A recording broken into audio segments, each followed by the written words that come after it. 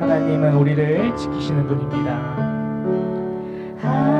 하나님은 너를 지키시는 자, 너의 우편에 그늘 되시니 낮의 해와 밤의 달도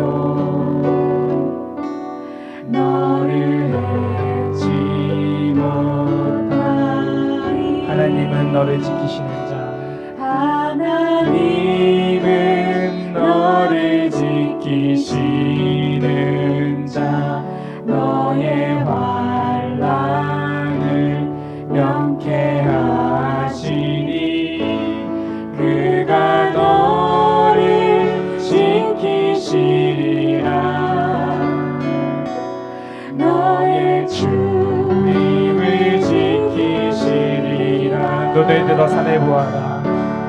눈을 들어 산을 보아라. 너의 도움 어디서 오나. 천지 지으신 너를 만드신 여호와께. 우리 다시 한번 고백할까요? 하나님은 너를 지키시는 자, 하나님은 너를 지키시는 자, 너의 완전에 그늘 되시니 낮의 해와 밤의 달도 너를 해치 못하. 하나님은 너를 지키시는 자, 하나님은 너를 지키시는 자, 너의 환난을 명쾌하시니 그가 너를 지키시리라. 너의 출입을 지키시리라. 너의 출입을 지키시리라. 눈을 들어 산을 보아라. 눈을 들어 산을 보아라. 너의 도움 어디서 오나. 천지 지으신 너를 만드신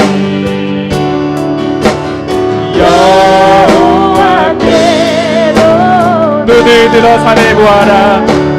눈을 들어 산을 보아라. 너의 도움 어디서 오나. 천지 지으신 너를 만드신 여호와께로. 눈을 들어 산을 보아라. 눈을 들어 산을 보아라. 너의 도움 어디서 오나. 천지 지으신 너를 만드신 여호와께로다.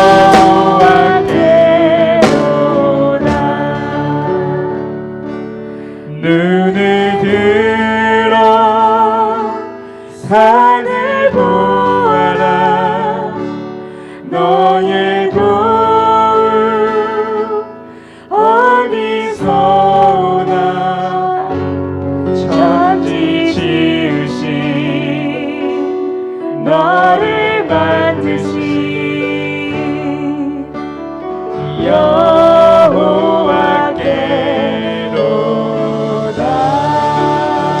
아멘.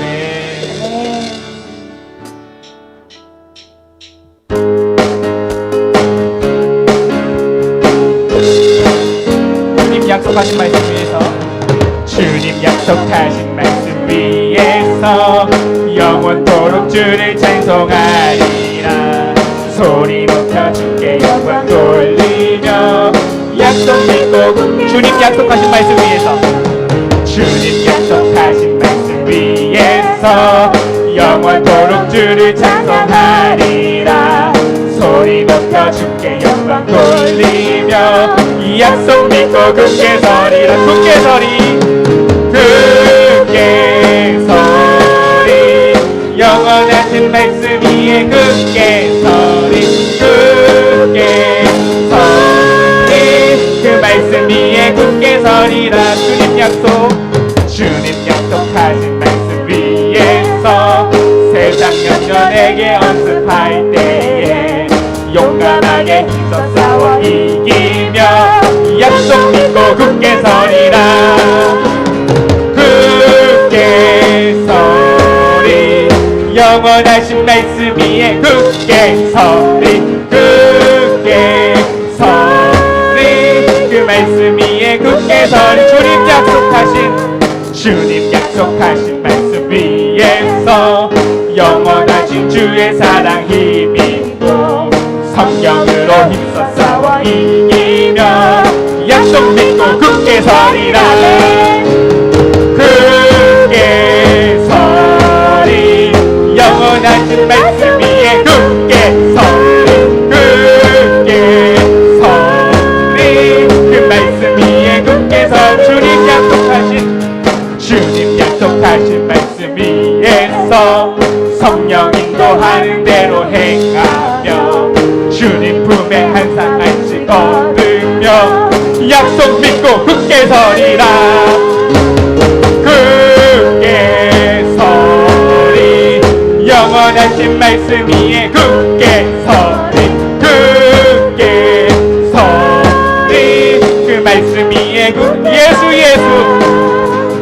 예수 믿는 것은 다른 증거 많구나 예수 귀한 예수 믿음도 예수 믿는 것은 다른 증거 많구나 예수 귀한 예수 믿음도 구주 예수자니 구주 예수 의지함이 심히 기쁜 일일세 영생 허락 받았으니 의심하주어 구주 예수자니 구주 예수 의지함이 심히 기쁜 일일세 주를 믿는 나의 마음 그의 피에 젖 예수 믿는 것은 다른 증거 많도다 예수 귀한 예수 믿음 구주 예수자니 구주 예수 의지함 죄악 벗어버리네 아니 받고 영생하며 주께 모두 구주 예수 의지하여 구원함을 얻었네 영원 무궁지나고 주여 함께 하소서 예수 믿는 것은 다른 증거 많구나 예수 귀한 예수 믿음도 예수 믿는 것은 다른 증거 많구나 예수 귀한 예수 믿음도 주소서 예수 믿는 것은 다른 증거 많구나 예수 귀한 예수 믿음도 주소서 아멘.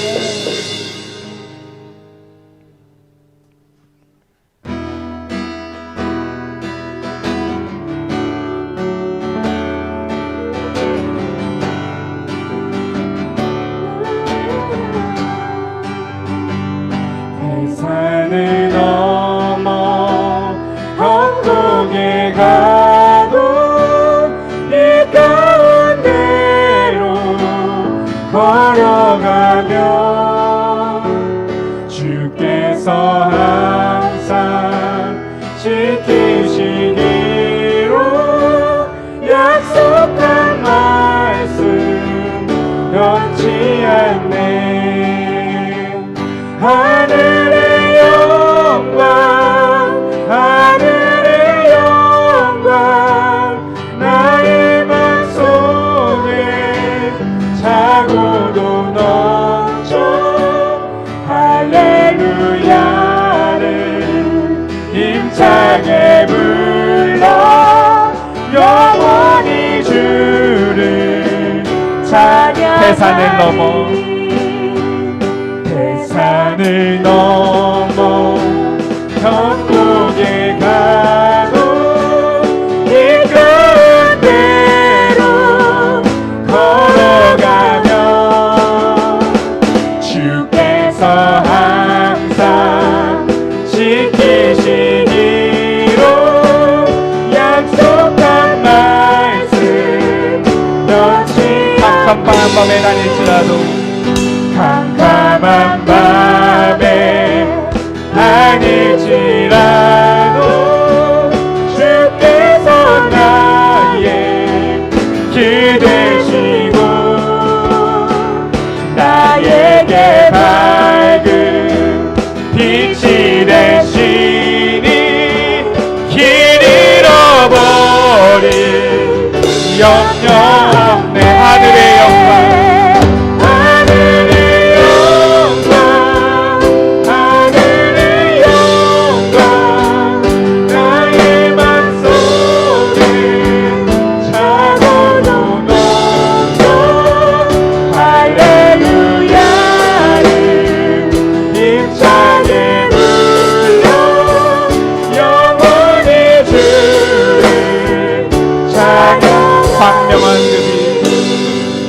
광명한 그빛 마음에 받아 찬란한 천국 바라보고 할렐루야를 힘차게 불러 날마다 빛에 걸어. 다시 한번 고백하겠습니다. 광명한 그빛 광명한 그빛 마음에 받아 찬란한 천국 바라보고 할렐루야를 힘차게 불러 날마다 빛에 걸어가는 하늘의 영광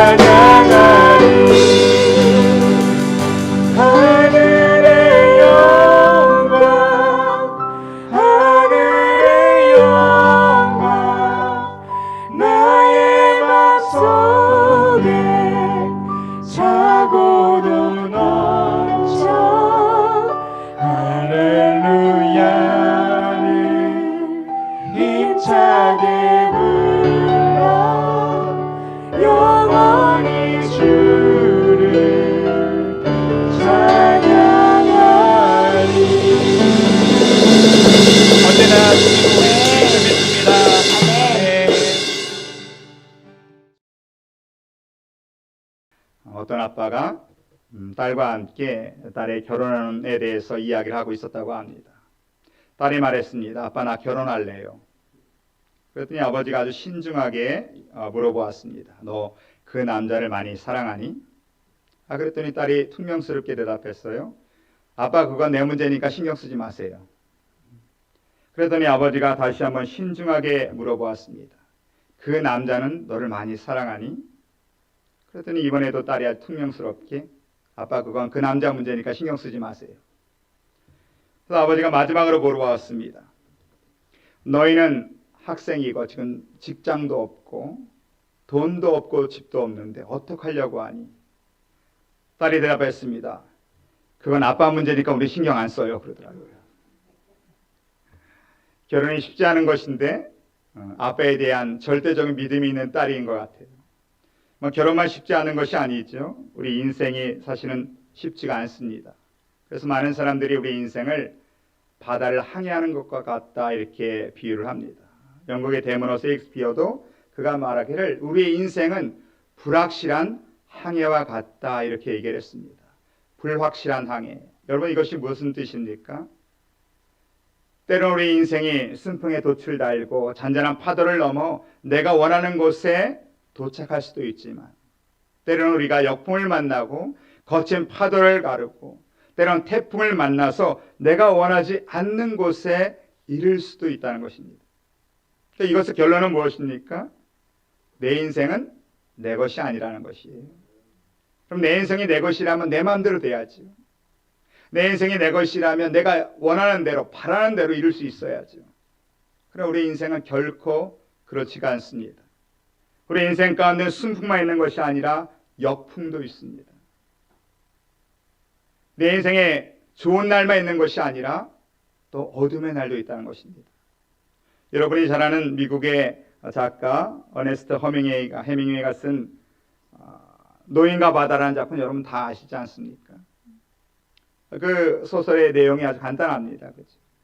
쿠바라고 하는 어떤 어촌에 늙은 어부 산티아고가 있습니다.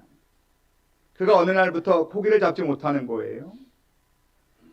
장장 84일간을 고기를 못 잡았습니다. 그 많은 마을 사람들이 그를 조롱하고 비난하고 무시하며 이제 당신은 어부로서의 생명이 끝났다. 다시는 당신은 이제 고기 못 잡을 거다. 사람들이 조롱을 했습니다. 그런데 놀랍게도 이 산티아고가 84일간의 실패에도 그가 무릎 꿇지 않고 85일째 또 나가는 거예요. 이번에는 아주 깊은 바다로 가야겠다. 먼 바다로 가야겠다. 그리고 나가서 고기를 잡는데 그날은 어마어마하게 큰 청새치라고 하죠. 그게 잡힌 겁니다. 자기 배보다 더 큰 그 물고기를 잡고 이 청새치를 잡고 이걸 낚기 위해서 몸부림치며 사투를 불리다가 결국은 성공합니다. 인생의 최고의 대박을 낸 것이죠. 85일간의 그런 비참한 아주 최악의 상황 가운데서도 포기하지 않았더니 이번에 인생의 최고의 대박을 맞은 거예요. 그렇게 큰 어마어마한 청새치를 잡고 사투를 벌리고 낚는 데 성공했습니다. 그래 배에다 묻고 집으로 돌아오는 길에 또 어떤 일을 만납니까? 상어떼가 그죠? 청새치의 피 냄새를 맡고 달려드는 것입니다. 상어떼가 또 사투를 벌리죠. 그리고 결국은 집에 와보니까 뭐만 남았습니까? 청새치가 살은 다 상어들이 먹고 뼈만 남은 거예요. 이 해밍웨이가 인생의 허무함을 말하려고 했는지 이 소설을 쓰고 몇 년 후에 자살을 했더라고요. 인생이 그런 거라는 거예요. 내가 원하는 대로 내가 바라는 대로 이루어지지 않을 때가 있다는 거예요. 전도서 7장 14절에도 보면 형통한 날에는 기뻐하고 공고한 날에는 되돌아보아라. 이 두 가지를 하나님이 병행하게 하사 사람이 그의 장래일을 능히 헤아려 알지 못하게 하셨느니라. 하나님은 우리 인생 가운데 형통한 날과 공고한 날을 병행하여서 우리를 인도하신다는 거예요. 어느 누구도 형통한 날만 있지 않아요. 어느 누구도 공고한 날만 있지 않습니다. 하나님이 이걸 병행하게 하셔서 우리로 하여금 감히 장래일을 헤아리지 못하게 하셨다. 이 말은 무슨 말입니까? 내 인생은 나의 것, 내가 노력하면서 살아갈 수 있다라고 감히 교만하지 못하게 하신다는 거예요. 겸손은 무엇입니까? 여러분, 겸손은 하나님만을 의지하는 게 겸손이에요. 우리의 문제는 뭡니까? 하나님을 의지합니다. 그런데 하나님만을 의지하지 않는다는 거예요. 하나님을 의지하지만 또 다른 걸 동시에 의지합니다. 하나님을 의지하지만 때로는 세상 것도 의지하고, 하나님을 의지하지만 때로는 내 실력도 의지하고, 하나님을 의지하지만 동시에 내 경험도 의지합니다. 성경은 그게 교만이라고 말씀하십니다.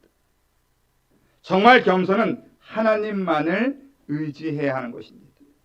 오늘 본문을 보면 사도 바울이 이제 가이사랴에서 2년간의 구금 생활을 마치고 예수님의 말씀대로 로마로 떠나는 장면이 소개되고 있습니다. 그런데 여러분 한번 이걸 생각해 보십시오. 만약 예수님이 우리의 꿈이나 기도 중에 나타나셔서 너가 로마로 가게 될 거야. 내가 너를 로마로 보낼 거야. 만약 이런 응답을 받았다고 생각해 보십시오. 그럼 우리는 대체로 어떻게 생각합니까? 야, 이제 나의 길이 활짝 열리는구나. 로마로 가는 길이 활짝 열리고 하나님이 모든 걸 다 준비해 주시고 내 등을 팍팍 밀어서 갈 것이다 라고 생각을 할 것입니다. 근데 오늘 로마로 가는 사도 바울의 모습을 보십시오. 죄인의 신분으로 죄수의 옷을 입고 다른 죄수들과 함께 지금 끌려가고 있다는 거예요. 하나님의 응답은 받았는데 내 생각과 내 방법대로 가지는 않는다는 것입니다. 왜 그렇습니까? 이사야서 55장 8절 9절 우리 한번 읽어볼까요? 이사야서 55장 8절 9절 함께 한 목소리 읽겠습니다. 다 같이 시작.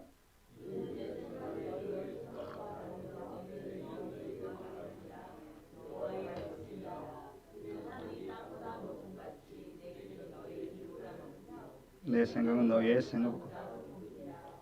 우리 인생이 내 계획대로 내 방법대로 진행이 안 되는 이유는 하나님의 계획과 생각이 나랑 다르다는 거예요. 다를 정도가 아니라 하나님의 계획과 생각이 우리보다 높다고 말씀하십니다. 그러니까 우리는 깨달을 수가 없는 것이죠. 우리는 이해할 수가 없습니다.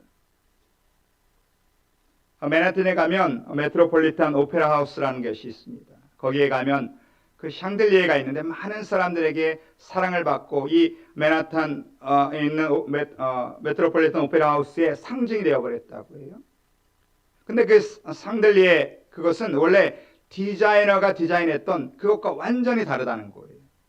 건축을 할 때 디자이너가 아주 아름다운 샹들리에를 디자인하고 이제 건축업자에게 넘겨줘야 하는 그 순간의 실수로 그만 그 디자인 위에 페인트를 떨어뜨렸대요. 하얀 물감을 떨어뜨리는 바람에 이게 물감이 떨어지면서 팍 퍼져버린 거예요. 그래서 이 디자이너가 이제 망했구나, 틀렸구나. 지금 넘겨줘야 되는데 이거 어떡하나, 끝이 났구나 라고 생각하고 있는데 록펠러가 이걸 보더니 이게 마치 뭔가 폭발하는 것 같은 아주 아름다운 모습이라는 거예요. 그걸 가지고 샹들리에를 만들었습니다. 가면 마치 폭발하는 것 같은 그런 샹들리에가 달려있는데 이것이 많은 사람의 인기를 받고 사랑을 받았다는 거예요. 그러니까 나는 끝났다, 틀렸다라고 생각하지만 그것 가운데서 하나님께 놀랍게 새로운 역사를 우리 가운데 일으켜 주실 수 있다는 것입니다.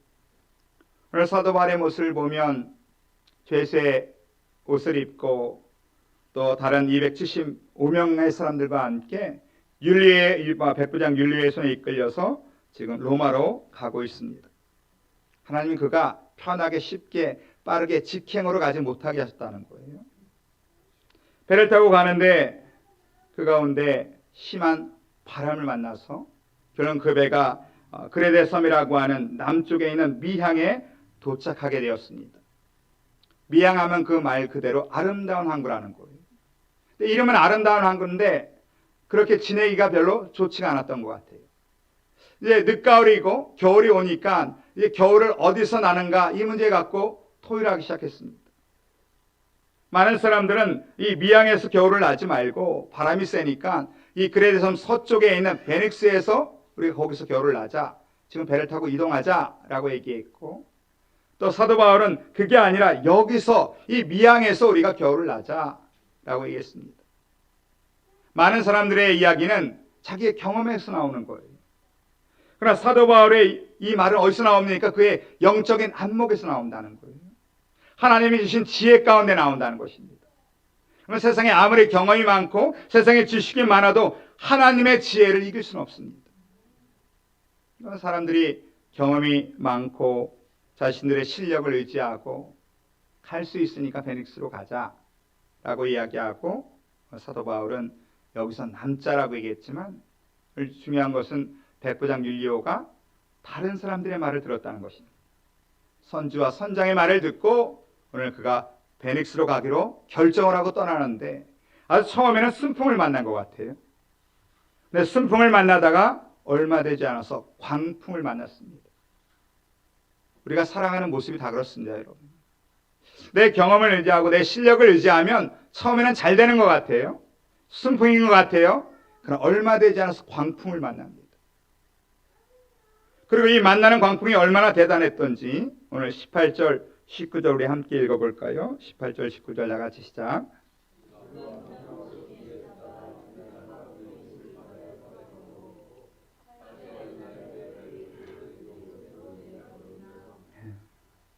처음엔 광풍을 만났어요.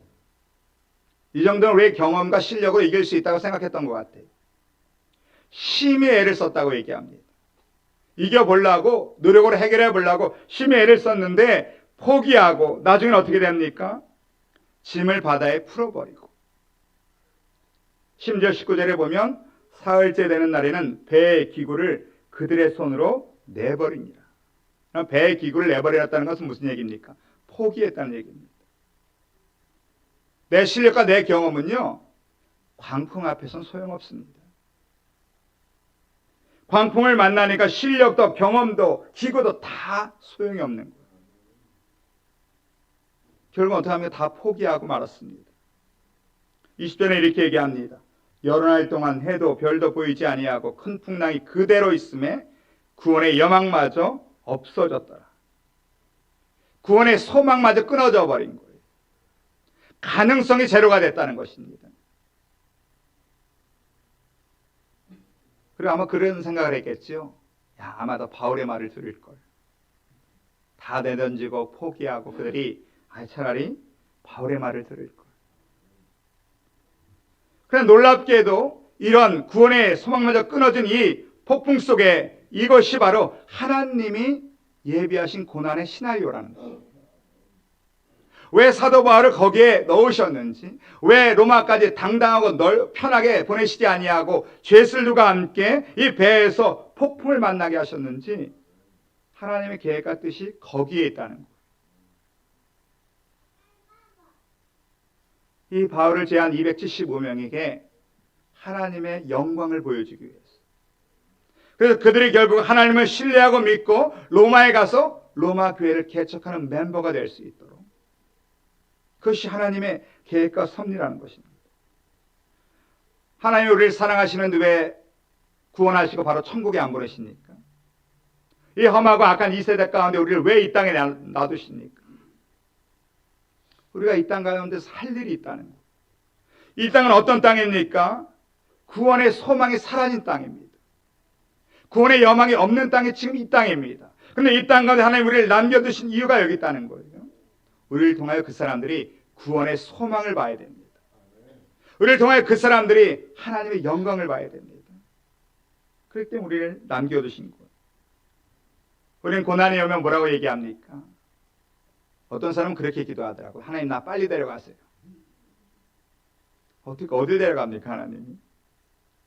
여러분 우리가 고난 속에 있는 것은 이 고난 속에서도 나를 통하여 하나님의 영광이 나타나고 나를 통하여 사람들이 그리스도 앞에 돌아오는 그 일을 하기 위해서 고난이 있다는 것입니다.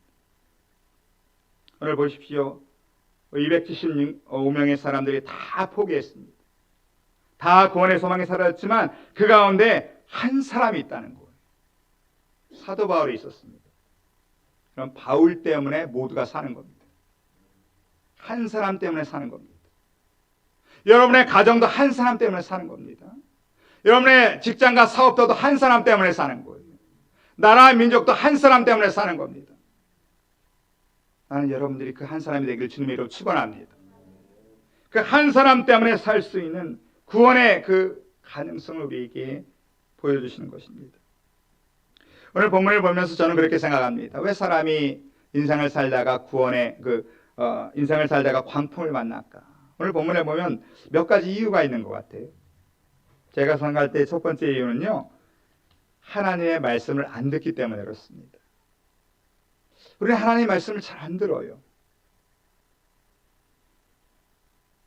하나님의 말씀은 언제만 듣습니까? 예배 나왔을 때. 그렇죠? 성경 공부할 때. 그런데 하나님의 말씀은 예배 드릴 때만 쓰는 교재가 아니에요. 성경 공부를 할 때만 쓰는 교재가 아니에요. 하나님 말씀 뭐라고 말씀하십니까? 디모데후서 3장 16절에도 모든 성경은 하나님의 감동으로 된 것으로 교훈과 책망과 바르게 함과 의로 교육하기에 유익하니 이는 하나님의 사람으로 온전케 하며 모든 선한 일을 행하기에 온전케 하려 함이니라. 우리가 이 땅 가운데 온전한 신앙인으로 온전한 하나님의 자녀로 살아갈 수 있는 것은 하나님의 말씀이 있기 때문에 그렇습니다. 말씀은 우리의 삶의 매뉴얼이에요. 그런 말씀이 없으면 우리는 살아갈 수가 없습니다. 많은 사람들이 말씀에 귀를 기울이지 않고 사람의 소리에 귀를 기울입니다. 말씀에서 해답을 얻지 아니하고 다른 사람들의 말 속에서 해답을 얻으려고 해요. 여러분 문제가 있을 때 말씀을 읽으십시오.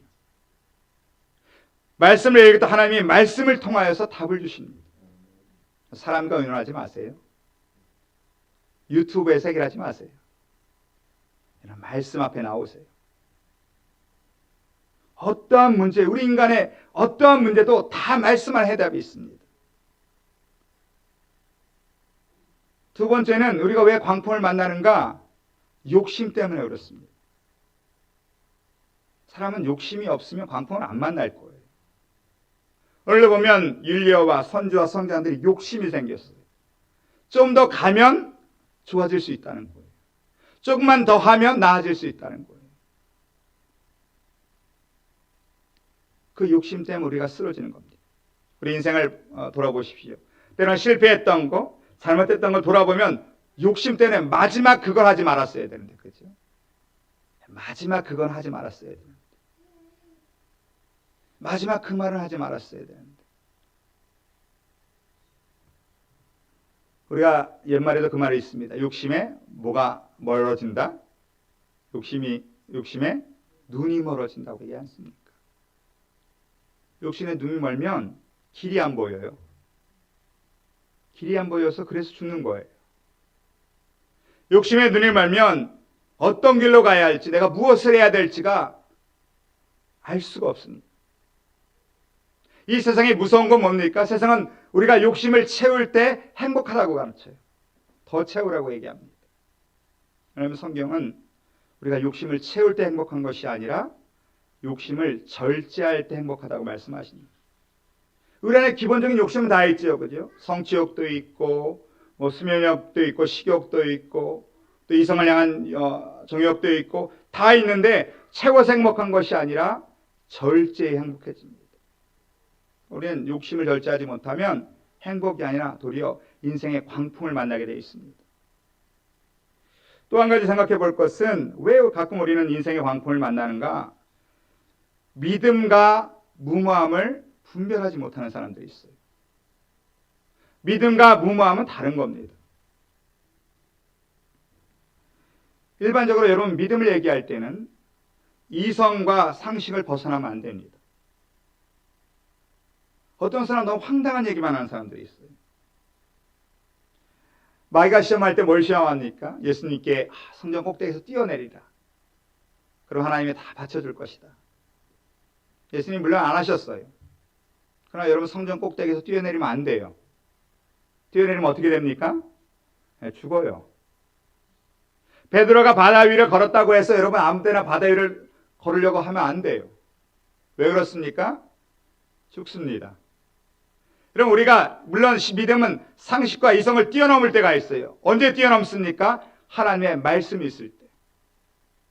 하나님이 말씀하시면 그것이 이성이나 상식을 뛰어넘어도 하나님의 말씀이면 우리가 순종할 때 역사가 일어나는 거예요.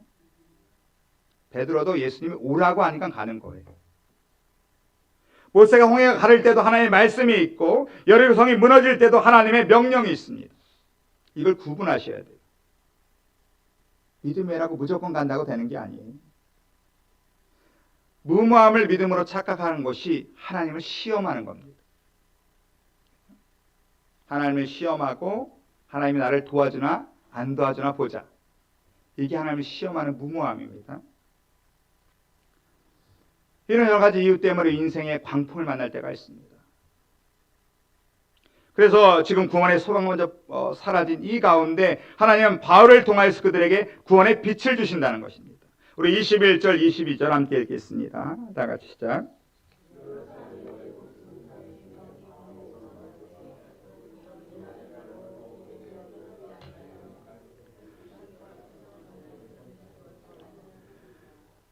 (22절) 내가 너희를 원하노니 이제는 안심하라. 너희 중 아무도 생명에는 아무런 손상이 없겠고 오직 배뿐이니라. 지금 광풍 속에서 구원의 소망이 사라지고 무엇을 해야 할지 몰라 하는 이때에 오늘 21절 보면 바울이 가운데 서서 말하되 이렇게 되어 있습니다. 이게 무슨 말입니까? 이제 바울이 리더가 됐다는 것입니다. 바울이 이제 가운데 서서 말했다는 것입니다. 여러분, 이 세상에서 진정한 리더는 성도들이 돼야 됩니다. 광풍에서 헤매일 때에 정말 이 어둠의 순간에 성도들의 실력이 나타나야 되는 거예요. 절망의 순간에 성도들이 빛이 나타나야 되는 것입니다. 오늘 사도 바울이 그 가운데 리더가 되었습니다. 누가 리더가 되냐가 굉장히 중요합니다. 또 위험의 순간에, 위기의 순간에, 광풍 속에서 누가 리더가 되냐에 따라서 죽느냐 사느냐가 결정이 되는 것입니다. 위기의 순간에는 하나님의 자녀가 리더가 되어야 됩니다. 왜냐하면 그들에게는 하나님의 지혜가 있기 때문에 그렇습니다. 그가 일어나서 사람들에게 이야기합니다. 내 말을 들었더라면 좋을 뻔하였을 것이다. 그리고 22절에 보면 그들에게 이야기합니다. 이제는 안심하라. 이제는 안심하라. 왜 안심합니까? 우리 23절, 24절도 읽어보겠습니다. 다 같이 시작.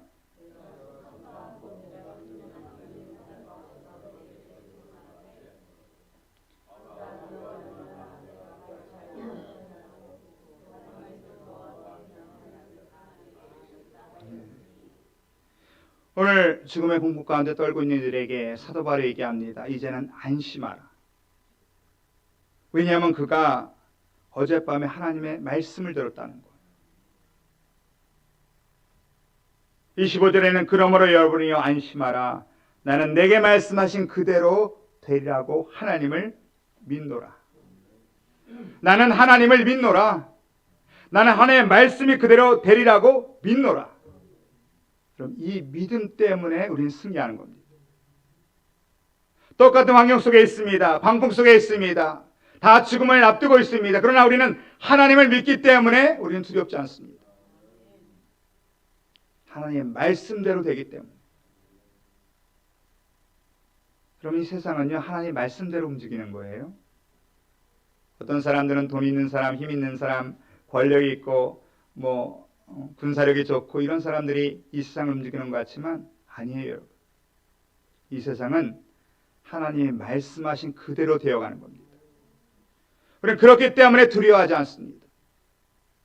어젠가요? 지진이 났죠? 앞으로 어떤 일이 날지도 몰라요. 지진이 나든 쓰나미가 오든 난리가 나든 그냥 두려워하지 마십시오. 왜냐하면 하나님이 말씀하신 대로 되는 겁니다. 똑같은 상황에서 나는 하나님을 믿기 때문에 두려워하지 아니하고 하나님의 말씀을 믿기 때문에 여러분 안심하십시오. 그러니까 마지막으로 이렇게 합니다. 26절 함께 보겠습니다. 다 같이 시작. 그리고 그가 고백을 합니다. 그런즉 우리가 반드시 한 섬에 걸리리라. 하나님이 우리를 구원하기 위해서 예비하신 섬이 있다는 거예요. 우리가 그 섬에 걸리기만 하면 살 수 있다는 거예요. 하나님 우리를 그리로 인도하신다는 것입니다. 광풍 속에서 절망 속에서 구원의 소망이 사라지고 아무 희망이 없을 때 오늘 사도 바울이 얘기합니다. 우리에게는 하나님이 예비하신 한 섬이 있다고 얘기합니다. 그럼 그 섬이 무엇이겠습니까? 예수 그리스도입니다. 사도 바울이 그 고난 속에 이 폭풍 속에 있는 이유가 그거예요. 그들에게 한 섬으로 인도하는 겁니다. 그들에게 한 섬을 알리고 그들을 한 섬으로 인도하는 사명이 사도 바울에게 있습니다. 우리도 마찬가지입니다, 여러분. 이 시대가 어떤 시대입니까? 하루도 마음 편히 살 수 없는 시대입니다. 그러나 이 험하고 악한 세대 가운데서, 어두운 세대 가운데서, 소망이 없는 세대 가운데서 우리의 이 땅에 남겨두신 이유가 있어요. 그들을 하나님이 예비하시니 한 손으로 인도하는 겁니다. 예수 그리스도께 인도하는 겁니다.